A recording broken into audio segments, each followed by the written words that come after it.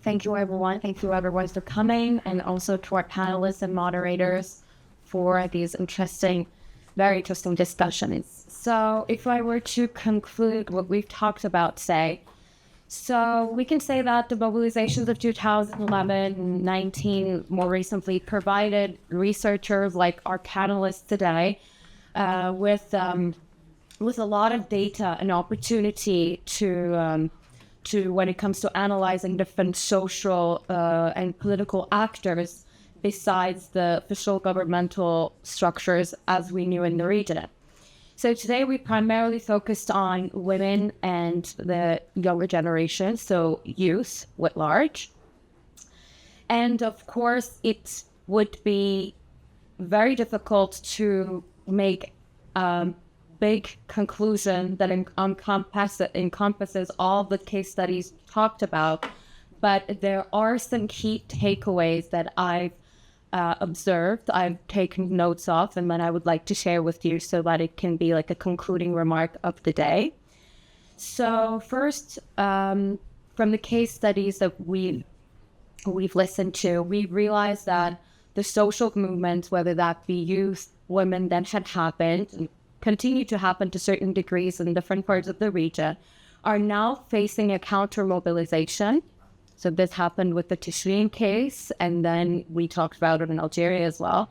And we even see this trends of washings, as I take Dr.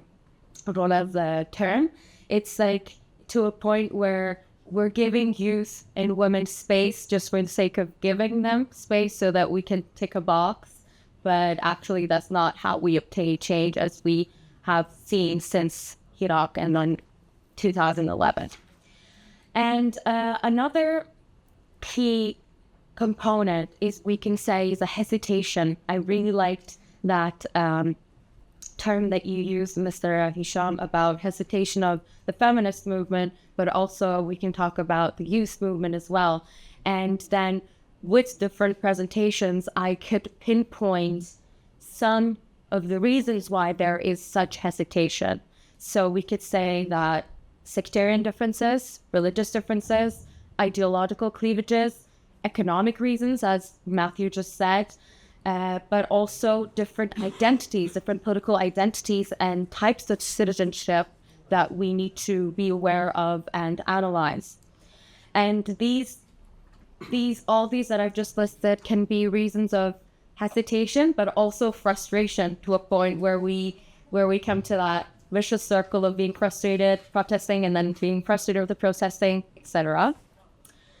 And we've also realized that the frustrations and resentments that we've observed in these countries are quite similar when we look at the basis of them. But then, as Sarah just recently said, the solutions that these people see to these problems differ quite from one context to the other, even in a specific country, like we just said, the north and south of Iran, for example. And which then goes up to what I just said about frustrations and hesitations and of it being a vicious circle.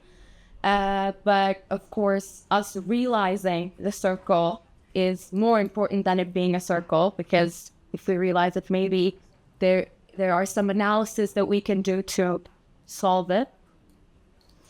So all these takeaways show us that the research of the conversations that we'd like to happen are happening when it comes to different mobilizations, such as youth and women, but they are still facing pushbacks when it comes to concretization and legitimization of the legislation. So there is still a lot of way to go. But then who should lead this way, and how that should be led is another question that we should think about if we want to think about a permanent change. And I think we can conclude on that. It's not too pessimistic. It just shows us that we still have way to go. We still have things to analyze. But I think we are where we want to be when it comes to awareness of how things are evolving. Thank you so much.